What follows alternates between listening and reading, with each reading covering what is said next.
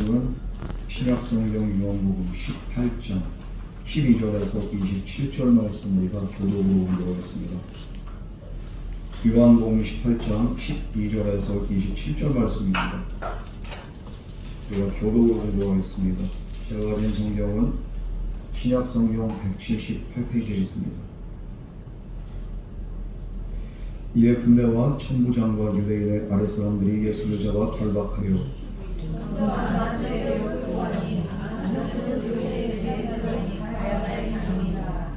가야바는 유대인들에게 한 사람이 백성을 위하여 죽는 것이 유익하다고 권고하던 자로라. 시몬 베드로와 또 다른 제자 한 사람이 예수를 따르니 이 제자는 대제사장과 한 사람이라. 예수와 함께 대제사장의 집들에 들어가고 베드로는 문 밖에 서 있는지라 대제사장을 하는 그 다른 제자가 나가서 문 지키는 여자에게 말하여 베드로를 데리고 들어오니 문 지키는 여종이 베드로에게 말하되 너도 이 사람의 제자 중 하나가 아니냐 하니 그가 말하되 나는 아니라 하고 그때가 추운 고로 종과 아랫사람들이 불을 피우고 서서 쬐니 베드로도 함께 서서 쬐더라. 대제사장이 예수에게 그의 제자들과 그의 유혹에 대하여 물으니 예수께서 대답하시되 내가 드러내놓고 세상에 말하였노라. 모든 유대인들이 모이는 회당과 성전에서 항상 가르쳤고 은밀하게는 아무것도 말하지 아니하였거늘 어찌하여 내게 묻느냐. 내가 무슨 말을 하였든지 듣는 자에게 물어라. 그들이 내가 한 말을 아느니라. 이 말씀을 하시매 곁에 섰던 아랫사람 하나가 손으로 예수를 쳐 이르되 내가 대제사장에게 이같이 대답하느냐 하니 예수께서 대답하시되 내가 말을 잘못하였으면 그 잘못한 것을 지적하라. 바른 말을 했으면 내가 어찌하여 치느냐 하셨다. 아나스가 예수를 결박한 그대로 대제사장 가야바에게 보내니라. 시몬 베드로가 서서 불을 지르니 사람들이 묻되 너도 그 제자 중 하나가 아니냐. 베드로가 부인하여 이르되 나는 아니라니. 대제사장의 종 하나는 베드로에게 귀를 잘린 사람의 친척이라. 이르되 내가 그 사람과 함께 동산에 있는 것을 내가 보지 아니하였느냐. 이에 베드로가 또 부인하니 곧 닭이 울더라. 아멘. 우리 이 시간 같이 기도하겠습니다. 사랑과 은혜 하나님 아버지, 오늘도 우리가 말씀 앞에 우리가 온전히 겸손하게 하나님 음성 듣기를 원합니다. 우리가 지난 한 주간도 주님 뜻대로 살지 못하였던 것들, 이 세상 죄에 빠져 살았던 것들, 또한 우리의 몸과 마음과 영혼의 모든 죄악과 연약함과 부족한 모습들, 이 시간 주님의 십자가 밑에 온전히 내려놓습니다. 주여 이 시간도 주님의 보혈로 덮어주시고 우리의 영 혼육을 새롭게 하여 주시옵시고 말씀 가운데 깨닫게 하여 주시옵소서. 이 예배 시종을 주님께 부탁드리오며 예수님 이름으로 기도드렸습니다. 아멘. 17장은 예수님의 그 기도 내용이 그냥 전반에 걸쳐서 기록이 되어 있습니다. 성경에서 그 기도 내용이 가장 긴 장이 바로 아마 예수님의 그 기도 17장이라고 할 수 있겠습니다.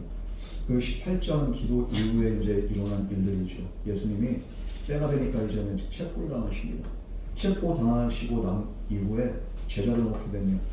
그냥 갑자기 그냥 이런 일이 일어나니까 제자들이 정신을 차리지 못합니다. 뿔뿔이 흩어집니다. 평상시에 예수님을 쫓아가고 예수님 사랑한다고 하고 예수님 끝까지 따르겠다고 했던 그 제자들 말뿐인 것이 그냥 드러나게 됩니다. 우리가 신앙생활하면서 말로는 그냥 내가 예수님 사랑한다고 하고 하나님의 자녀라고 하지만 말이 아니라 정말 행동에 무게가 있는 그런 성도가 얼마나 있을까요? 말에 무게도 없고 행동에 무게도 없고 우리가 행함도 없고 그러면서 믿는다고 하고 이것이 바로 하나님을 배반하는 거고 예수님을 부인하는 거죠. 우리의 삶 가운데 우리는 늘 주님을 배반합니다. 우리가 오늘 불렀던 찬송처럼 우리는 언제나 주님을 배반합니다. 그러나 주님의 은혜가 있기 때문에 오늘도 이 자리에 우리가 뻔뻔하지만 하나님 앞에 나오고 하나님을 아버지라고 부릅니다. 지난 한 주간 동안도 우리가 예배드리면서 살아가면서 우리의 입으로 기도를 하고 이렇게 찬양을 하기보단 우리의 입술로 세상적인 얘기들 많이 합니다. 그 입으로 또 오늘 이 자리에 나와서 우리가 예배를 드리지만 그럼에도 불구하고 우리 주님께서 그 예배를 받으신 이유는 뭡니까? 바로 주님의 긍휼과 은혜가 있기 때문입니다. 오늘 제자들은 말뿐인 그런 믿음으로 살아가지만 그래서 그냥 그들은 결국엔 다 배신하고 떠나지만 그럼에도 불구하고 우리 예수님은 끝까지 그들을 사랑하셨던 것을 우리가 보게 됩니다. 우리 주님의 사랑은 바로 이런 사랑입니다. 그런 사랑이 있기 때문에 올 한 해도 은혜 안에 우리가 잘 지내고 이제는 2024년도 마지막 주일 예배를 우리가 주님 앞에 드리게 된 줄 믿습니다. 뒤돌아보면 우리가 너무 부족하고 너무 부끄럽고 너무 죄스럽죠.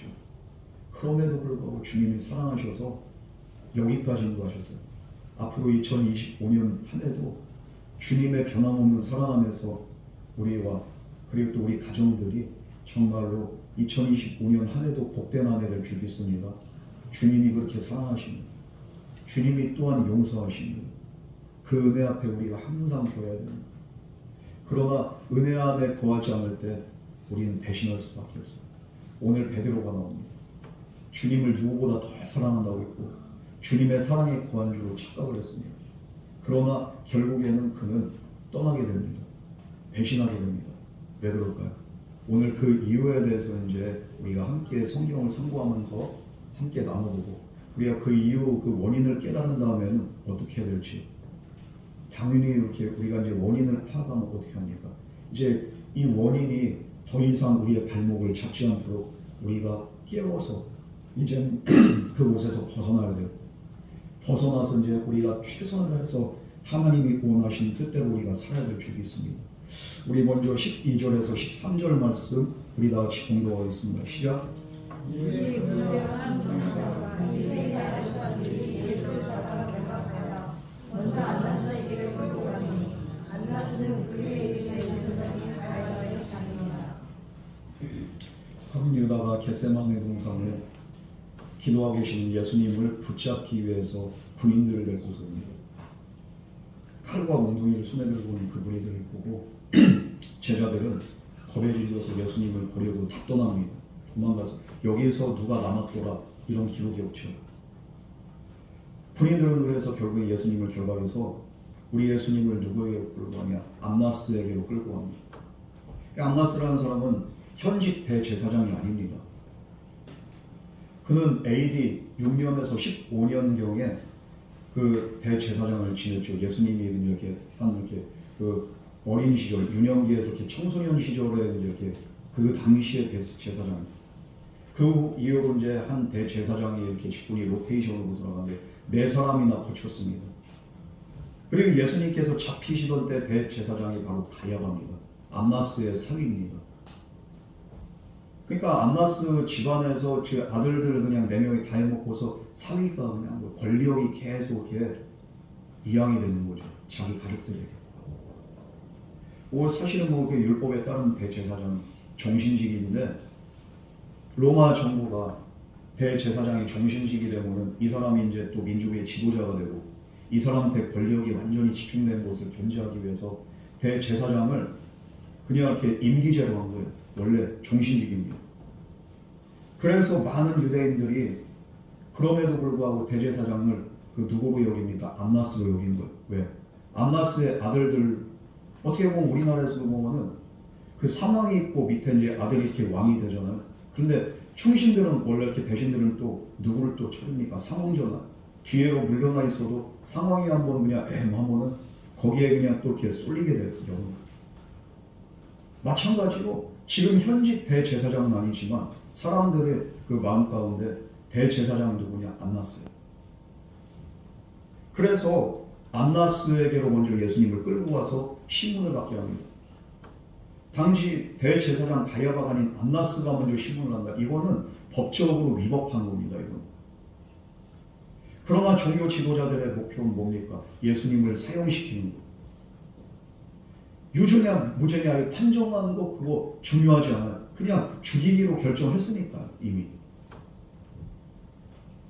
그래서 안나스도 세간에 떠오르는 그 소문의 그 진위의 여부를 파악하고자 예수님을 부른 게 아니라 뭡니까? 예수님을 신문한 이유? 예수님 신문에서 꼬투리 잡아서 뭐 하나라도 법적으로 걸어서 예수님을 체험시키기 위함입니다. 그렇게 예수님께 죄를 뒤집어 씌우기 위해서 안나스가 직접 신문을 하게 됩니다. 그의 사위에 대해서 그렇게 오늘 그 한 줄 기록이 나오는데 14절 말씀입니다. 우리 다 같이 공부하겠습니다. 시작. 가야바는 유대인들에게 한 사람이 백성을 내어주신 것이 안나스의 사위 가야바 이 사람이 어떤 사람인가에 대해서 이제 오늘 한 줄 평으로 나오는데요. 예수님을 죽여야 하냐 말아야 되냐 논쟁하는 유대제도자. 당연히 죽여야 된다. 이렇게 주장했던 사람이 강력하게 주장했습니다. 왜 그렇습니까? 예수님을 죽이는 게 민족을 살린 일이라고 그는 그렇게 생각을 했기 때문입니다. 유대인들이 한 사람이 백성을 위해 죽는 것이 유익하다. 오늘 마찬가지로 이렇게 대통령 한 사람 탄핵하는 것이 우리 온 나라를 위해서 이렇게 유익하다고 그래가지고 이렇게 시위도 하고 사람들이 막 그렇게 얘기를 하잖아요. 그런 거와 그 맥락과 같은 걸로 예수님 한 사람 죽여야지 우리가 이렇게 민족이 이게 정말로 이렇게 혼란스럽지가 않다는 거예요. 예수님이 기적을 일으키고 수많은 추종자들을 모게 되면 로마 제국을 지금 어떻게 합니까? 자극하게 되고 로마가 유대인들을 탄압하게 되고 그렇게 되면 우리 민족이 정말 어려움을 당하기 때문에 우리는 이 사람 반드시 죽여야 된다. 그는 그렇게 주장을 했던 겁니다. 그런데 이것이 합당한 이유가 되지는 않습니다. 우리 15절 말씀 다 같이 공부하겠습니다. 시작.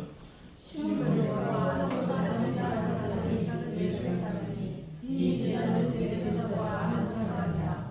예수와 함께 대제사장 자취를 들어가고. 군병들이 이렇게 이런 상황 가운데서 정말 그렇게 병기를 들고 와서 예수님을 결박해가고 제자들이 다 떠나고 결국에 누가 남았는가? 오늘 또 다른 제자와 베드로 이 두 사람이 나와. 시몬 베드로와 또 다른 제자 한 사람. 이 사람들이 몰래 예수님 뒤를 쫓아가고 이 두 사람은 어디까지 가느냐? 바로 가장 지근거린 안나스의 집까지 이제 뜰까지 이렇게 가게 됩니다. 여기서 이 또 다른 제자는 오늘 그 요한복음의 그 저자인 사도 요한으로 추정이 됩니다. 그 당시에 그 요한이 그래도 대제사장을 이렇게 알고 있었고 그리고 이렇게 또 그 주변 사람들과 친분이 있었기 때문에 여기까지 들어갈 수 있었던 거예요. 그래서 대제사장이 집 뜰에 들어가서 그는 이렇게 그 상황을 지켜보고 있었고 베드로는 이렇게 뜰 밖에서 이제 기다리고 있습니다. 그때 어떤 일이 일어납니까? 16절, 17절 말씀을 다 같이 공부하겠습니다. 시작.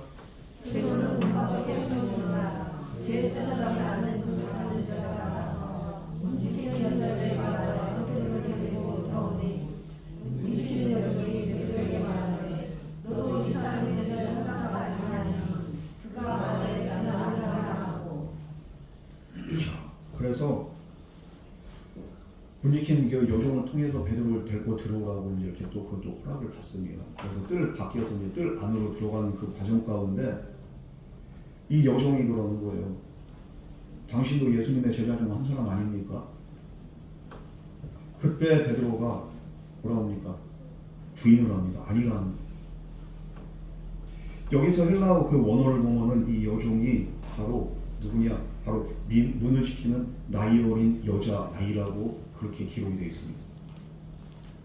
그러니까 다른 사람도 아니고 로마 군인도 아니고 그렇다고 해서 대제사장의 그렇게 또 이렇게 군졸들도 아니고 한낱 그냥 여자아이 해봤자 그냥 그 10대 중후반 정도 된 그 여자아이의 그 말에 벌벌벌 떨면서 난 아니라고 하고 이 여자의 무릎에 그냥 자기의 믿음이 그냥 순식간에 무너져 버립니다. 우리는 어떻습니까? 베드로처럼 예수님은 족합니다. 예수님이 나의 모든 것 되십니다. 주님만이 나의 전부 되십니다. 은혜 받을 땐 그렇게 고백을 합니다.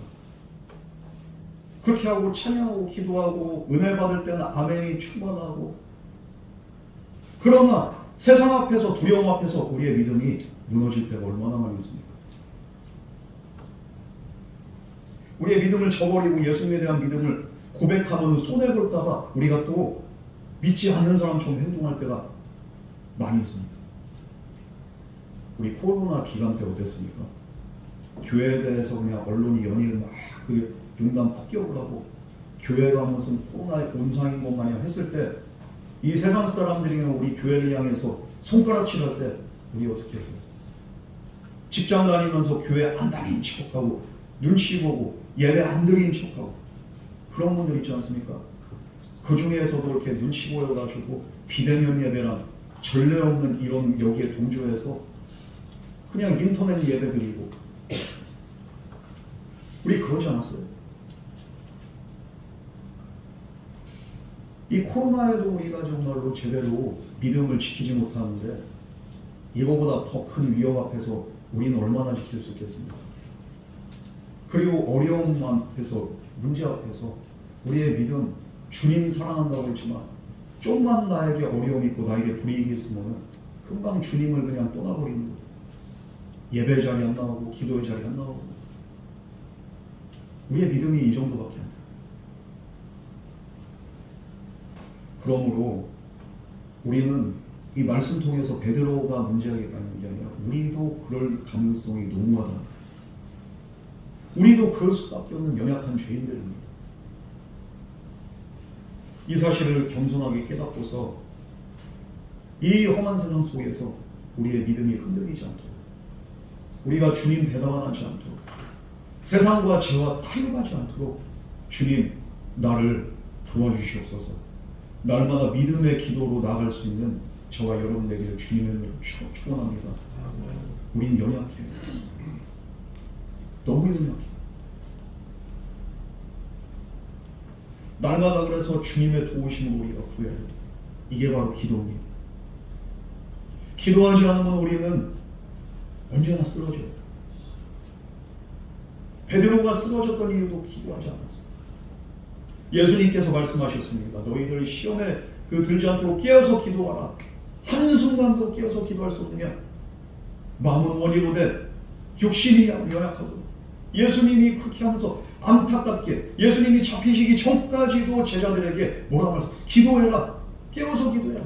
그러나 그들은 잠을 잤습니다. 결국에는 베드로는 배신합니다. 이 베드로의 연약함과 반대적으로 이 당대 최고의 권리자인 안나스에게 신문을 받던 예수님은 어떻게 합니까? 담대한 거예요. 끝까지 굴하지 않으시고 당당하게 예수님은 자기의 주장을 하시고 하나님이 맡기신 사명을 묵묵하게 감당하십니다. 이 베드로와 예수님의 차이는 뭡니까? 기도하고 기도하지 않고의 차이. 예수님은 언제나 깨어서 기도하십니다. 십자가를 앞두고 예수님도 너무 스트레스 받으시고 너무 그렇게 정말로 괴로웠습니다. 아버지 내가 정말로 너무 죽겠습니다. 할 수 있거든 이전을 내게서 옮기시옵소서. 그러나 기도하는 와중에 하나님의 뜻이 예수님의 뜻이 되어 그러나 내 뜻대로는 없이고 아버지의 뜻대로 없어서 이렇게 기도하시고 예수님은 그럴 때 다른 성경에서는 천사가 와서 그 수종들더라. 하나님의 도우심을 간구할 때 하나님께서 이 십자가를 감당할 수 있는 능력 주시고 그래서 이 정말로 제사장 앞에서도 예수님이 당당하게 의연하게 모든 상황을 예수님께서 홀로 다 견뎌내십니다. 우리 19절 말씀 우리 다 같이 공부하겠습니다. 시작.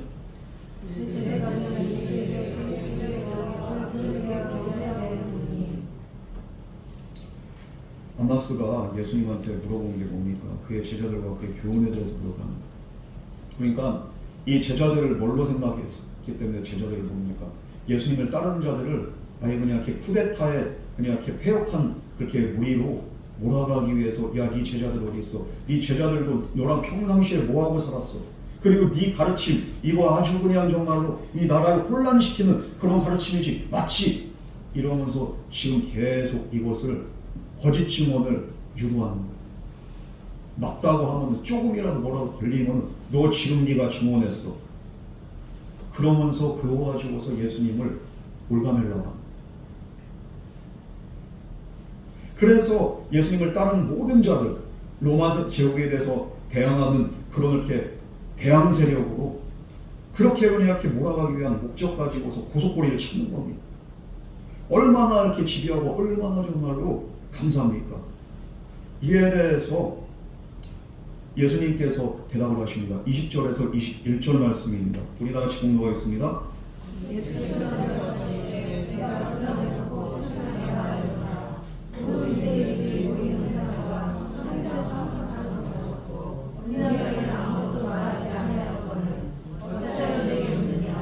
내가 무슨 말을 하는지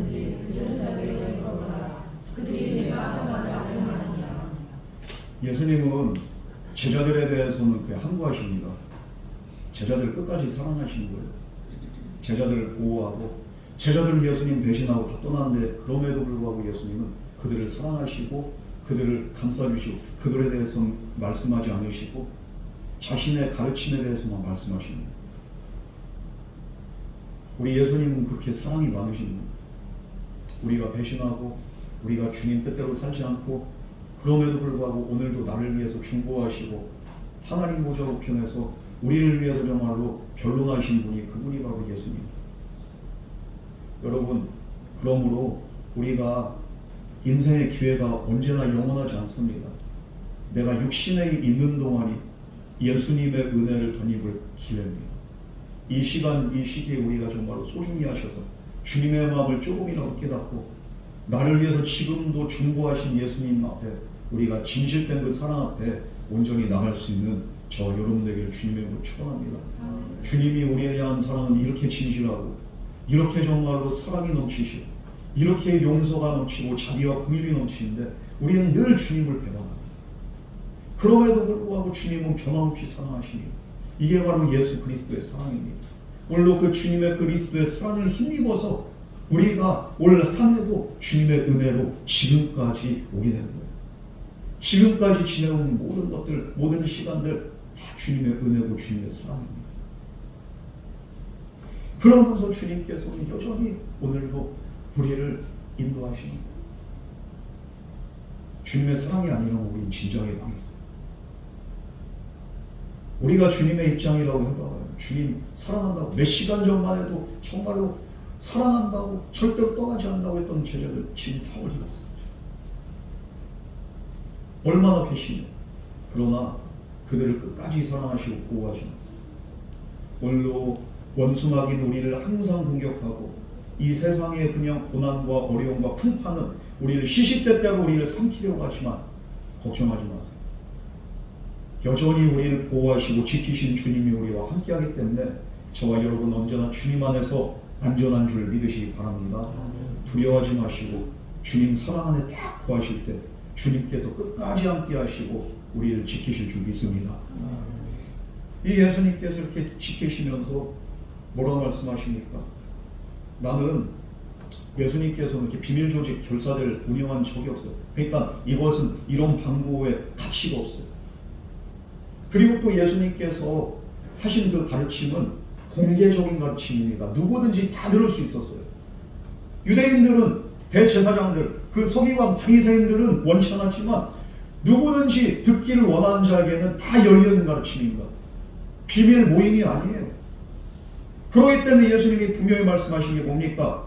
내가 한 말을 들은 사람들이 얼마나 많은데 내가 무슨 말을 하는지 들은 자들에게 물어보라. 그들이 내가 하는 말을 다 아느니라. 나는 공개적으로 얘기했어. 이것에 대해서 들은 사람들이 적지가 않다. 그래서 예수님은 안나스에게 어찌하여 내게 묻느냐? 반문하는 겁니다.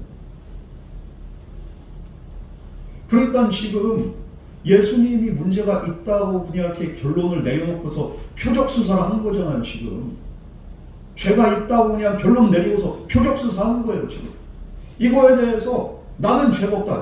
그 당시에도 신문을 할 때 뭔가가 증거를 가지고서 신문을 하는 게 그게 맞다는 거예요. 그 당시에 재판도 마찬가지예요. 오늘날 우리 헌법에도 뭐라고 하니까 헌법 27조 4항은 무죄 추정의 원칙이 있습니다. 그 피고인과 정말로 피의자의 죄가 증명되지 않는 한 이 사람은 죄가 없는 것으로 추정한다. 이것을 원칙으로 하는 게 헌법에서 말하는 무죄 추정의 원칙이라는 거예요. 오늘날 그냥 이렇게 언론에서 얼마나 그냥 이렇게 법정으로 이렇게 제대로 이렇게 판결을 나기 전에 벌써 그냥 이렇게 죄를 만들어 놓고서 그렇게 해가지고 그냥 이렇게 사람을 목욕하면서 언론에서 그냥 이렇게 쥐잡이하듯이 그렇게 합니까? 우리나라 헌법이 이렇게 딱 이렇게 세워져 있으면은 법정에서 판결을 하기 전에는 죄가 있는지 없는지 그때 돼서 이렇게 판결하는 거예요. 우리가 거기에 이렇게 선동돼서는 안 되는 겁니다. 마찬가지로 예수님 때도 마찬가지. 무죄 추정의 원칙이 있는데도 불구하고 지금 너 죄 있고 네 이렇게 지금 이렇게 세려가고 네 가르침하고 이런 거 문제 있잖아. 지금 그렇게 몰아가는 겁니다. 지금 그래서 예수님께 유죄가 있음을 자백하게 하도록 이렇게 강요하고 있다는 것을 예수님이 부당한 것을 말씀하니까 어떻게 합니까? 22절에서 24절 말씀, 그 옆에 있던 사람들의 반응이 더 진짜 최악인 거예요. 우리 함께 읽어보도록 하겠습니다. 시작. 이 말씀하시되 곁에서 많은 사람과 손으로 예수를 쳐 이르되 네가 대제사장에게 어찌 대답하느냐니 예수께서 대답하시되 내가 말을 잘못하였으면 그 잘못한 것을 전하라. 바로 말하였으면 내가 어찌하여 참신하냐 하시라. 24절까지는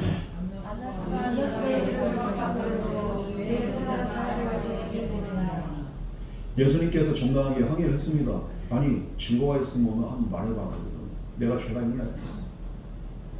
그러니까 대제사장 곁에 있던 아랫사람 중 하나가 손으로 예수님을 때렸습니다. 뺨을 때리는 거죠. 한 대를 때렸는지 여러 대를 때렸는지 모르겠지만 오늘 말씀에서 보면은 손으로 예수를 쳤다는 거예요. 그게 그냥 친 게 아니라 아주 세게 쳤다는 얘기예요. 예수님 올바르지 않은 법적 절차에 대해서 정당하게 그냥 이렇게 이거 항변을 하실 겁니다. 그러나 돌아온 게 뭡니까? 폭력이 돌아온. 예수님의 존엄성을 무너뜨리고 모독한 겁니다. 예수님의 뺨을 때린 거예요. 뭐 때문에? 네가 어떻게 이렇게 감히 대제사장한테 이런 식으로 얘기를 정당하게 자기 얘기를 하는데 감히 말대꾸했다고 때린 거예요. 그러면은 대제사장이 말하는 대로 그럼 나는 이렇게 죄가 있으니까 난 그렇게 유구무원입니다. 이렇게 했어야지 옳은 겁니까? 예수님은 할 말씀을 하신 겁니다. 그런데 돌아온 것은 폭력이 돌아온. 그러나 예수님은 이 불의와 폭력 앞에서도 절대로 굴복하지 않으십니다. 예수님은 내 주장과 내 잘못이나 이렇게 죄가 있으면은 한번 이렇게 증명해 보라고 그렇게 말씀하신 건데 그렇게 해가지고 이렇게 한번 이렇게 말해보라는 거예요. 23절 말씀 보면 대답하죠. 맞았다고 해가지고 이렇게 주눅드는 게 아니라 내가 말을 잘못했으면 그 잘못한 것을 증언하라. 내 말에 뭐가 이렇게 죄가 있고 뭐가 이렇게 잘못한 거 있으면 그거 한번 증명해봐. 어디에 잘못이 있느냐? 바른 말을 했으면 네가 어찌하여 나를 치느냐? 네가 증명하지 못하면 내 말이 이렇게 틀리지 않다는 얘기인데 왜 나를 때리냐? 결국에 예수님의 이렇게 이 말발에 아무도 이렇게 이거를 반박할 수가 없어요. 결국 예수님께 아무런 잘못을 찾을 수 없었던 안나스는 예수님을 결박한 채로 그 자기 사위 대제사장 그 가야바에게 보내버린다. 아우 골쳐.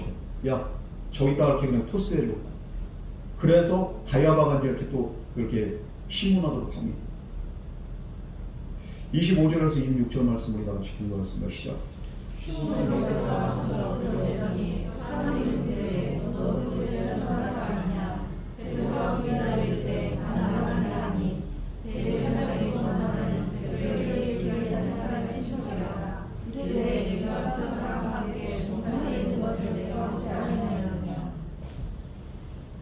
이렇게 예수님은 다시 가야바에게로 가고 그리고 대제사장 안나스의 집에 이렇게 들어가지 못하고 이렇게 밖에서 추운 마음을 피해서 불을 쬐고 있는 그렇게 베드로에게 주변에 같이 이렇게 불 쬐고 있던 사람들 중에 하나가 그러고 사람들이 막 그래.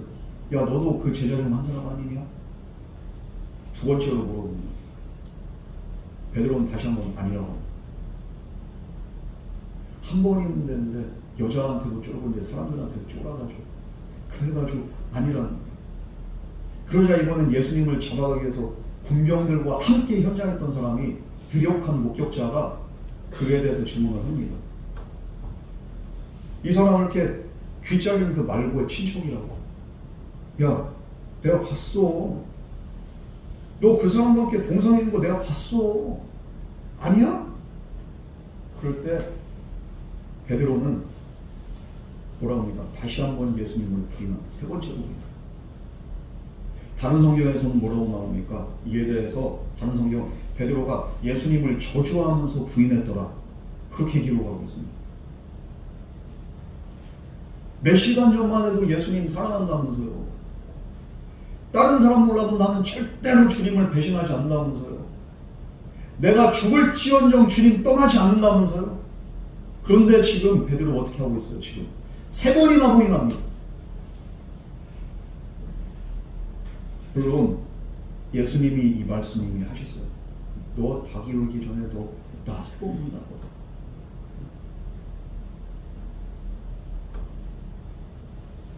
그리고 이 말씀대로, 예수님 말씀대로 이제 닭이 울기 시작합니다.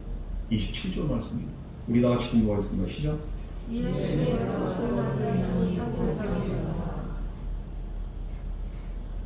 베드로가 3번 부인하자마자 닭이 울었어요. 이 예수님의 그 말씀이 그대로 이루어졌습니다. 왜 이런 일이 일어날까요? 왜 3번이나 이렇게 부인하고 예수님을 저주까지 하고, 왜 베드로는 결국에는 자기의 믿음대로, 자기의 신념대로 행동하지 못했습니까? 기도하지 않아서 그래요. 기도하지 않았기 때문에. 여러분, 우리가 두려워해야 될 게 뭡니까? 고난이나 환난이나 핍박이나 어려움을 두려워하는 게 아니에요. 우리가 정말로 두려워해야 되는 것은 우리가 기도하지 않는 그것을 두려워해야 되는 거예요.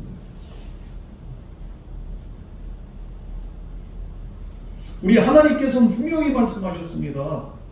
기도할 때 너희들에게 어떤 그렇게 응답이 있을지. 구약성경에서도 기도에 대해서 분명히 말씀하셨고, 예수님도 기도에 대해서 중요성을 분명히 말씀하셨어요. 우린 기도하는 분들은 이렇게 구약성경 33장 3절 말씀 꼭 기억하셔야 돼요. 너는 내게 부르짖으라. 내가 내게 응답하겠고 내가 알지 못하는 크고 비밀한 일을 내게 보이리라. 하나님이 분명히 말씀하셨습니다. 구하라 찾을 것이요, 찾으라 그렇게 두드리라 열릴 것이요. 정말로 주님께서 그러잖아요. 찾으라 찾을 것이요, 두드리라 열릴 것이라고 하죠. 기도에 대해서 말씀하시는 거예요. 그러나 누가 구하고 누가 찾고 누가 두드립니까? 우리가 두려워야 되는 것은요, 나에게 문제 생긴 걸 두려워하는 게 아니라 내가 지금 기도하지 않는 것을 두려워야 된다. 기도 안 하잖아요? 믿음 금방 무너집니다. 문제만 오잖아요? 금방 예수님 떠납니다. 좀만 그냥 유혹이 오잖아요? 금방 태우고. 가장 두려워야 될 것은 기도하지 않는 성도가 됩니다. 우리는 언제나 기도를 통해서 하나님과 깊은 관계를 맺으면서 하나님의 음성 들으면서 하나님 뜻 안에서 하나님 강령 안에서 우리가 살아갈 때 승리하는 거예요. 이렇게 하나님과 온전한 관계를 맺을 때 우리는 어떤 고난도 넉넉하게 이길 수 있습니다. 하나님의 사랑은 확신할 수가 있습니다. 성령이 충만해지는 거예요. 하나님의 인도하실 가운데 우리가 한 걸음 한 걸음 주님과 동행하는 거예요. 그렇게 할 때 승리하고, 그런 자가 십자가를 능히 감당할 수 있는 거예요. 문제는 기도하지 않아서. 기도하지 않으면서 근심 걱정 염려는 그냥 본인이 혼자 다 싸질머리고서 그러면서 힘들다고 죽겠다고.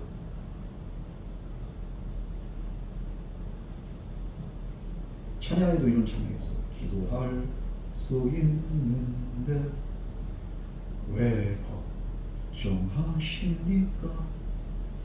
기도하면서 왜 염려하십니까? 왜 염려하십니까? 왜 걱정하십니까? 기도하지 않아서. 기도하면서도 제대로 안 해서. 우리 예수님은 삶이 기도였어요. 그럴 때 이 십자가까지 감당할 수 있었습니다. 초대교회 성도들이 승리할 수 있었던 그 비결, 그건 바로 기도 안에 있습니다.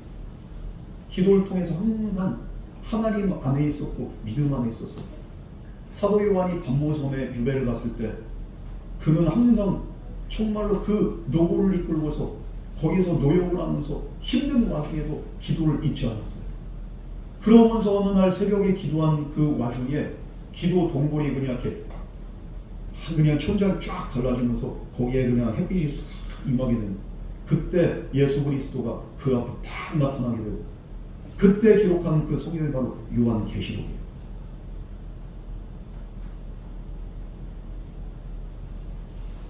그러나 기도하지 않을 때 우리는 두렵습니다.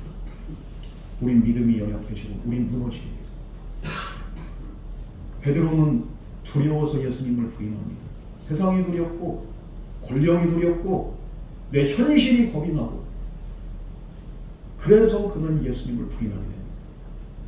그리고 그는 얼마나 정말로 이것이 천추의 한이 되는지, 전설에 의하면요, 닭이 오는 소리를 들을 때마다 베드로는 항상 그냥 자기 가슴을 치면서 울었다고 합니다. 나는 진짜 예수님을 부인해. 닭의 울음소리를 들을 때마다 그것이 트라우마가 돼가지고 항상 울었다. 얼마나 불쌍하게 됩니까? 이것이 그에겐 평생의 아픔이 되고 상처가 되고. 여러분, 우리는 기도해야지 승리할 수 있어요. 이 믿음도 온전하지 않습니다. 오늘 내가 은혜 받았다고 해서 내일도 충만할 거라고 이렇게 착각하지 마세요. 날마다 새롭게 부어진 그 은혜, 그 능력을 우리가 덧입기 위해서는 저와 여러분은 날마다 기도로 승리해야 될 줄 믿습니다. 예수님은 그런데 어떻게 하십니까? 이 십자가의 구원을 이루기 위해서 부당한 재판을 받으셨지만, 그러나 불의와 폭력 앞에서 무릎 꿇지 않고 예수님은 당당하게 이 사명 감당하시고 십자가를 지신 겁니다. 여러분, 고난이나 위기를 두려워하기보다 정말로 우리가 기도를 하지 않은 그 현실을 두려워하고 걱정하는 저와 여러분 되기를 바랍니다. 귀찮지요, 졸립지요, 힘들지요, 지루하고 따분하지요. 그래서 기도는 그냥 나하고는 상관이 없는 것 같죠. 그것이 내 심령, 내 영혼, 내 생명을 갉아먹는 거예요. 올 한 해 우리가 얼마나 기도하고 얼마나 부르짖었습니까? 우리 가족을 위해서 얼마나, 전도 대상자를 위해서 얼마나 기도했습니까? 주님 나라와 주님 교회를 위해서 얼마나 우리가 눈물 뿌렸습니까? 내가 기도를 하지 않았기 때문에, 내가 하나님의 은혜를 구하지 않았기 때문에, 우리의 올 한 해도 작년과 별반 다른 게 없는, 특별할 것이 없는, 그저 그런 인생 살지 않았습니까? 우리가 기도를 하면 할수록 더 믿음이 깊어져야 되고 영성이 깊어져야 되고 하나님과 더 가까워져야 되는데 여전히 작년하고 올해하고 똑같아요. 기도하지 않아서. 하나님은 우리에게 고난이 닥칠 것도 아시고 이 세상 살아가면서 우리가 또 어려움 당할 걸 또 주님 아세요. 세상에서 너희가 환난 당하나 담대하라고 하죠. 왜 그렇습니까? 이 세상은 험하고 우리가 믿음으로 살려고 노력을 해도 계속 공격이 오고 혈단이 닥쳐옵니다. 이 세상은 그런 세상. 그러나 담대하라고 합니다.